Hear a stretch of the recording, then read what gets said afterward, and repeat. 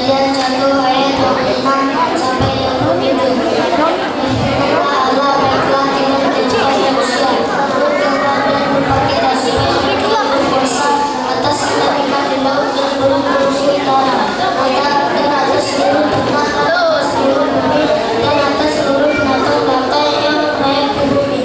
Maka Allah menciptakan manusia itu menurut gambarnya. Gambar Allah menciptakannya, dia laki-laki dan perempuan. Menciptakannya mereka.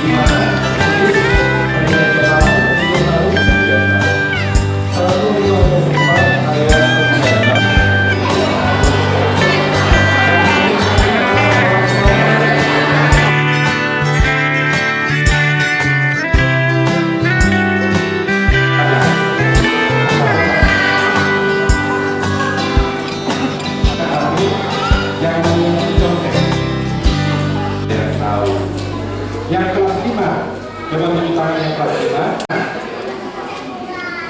Oke, yang tahu yang kelas 5 apa itu satu dan sepakat?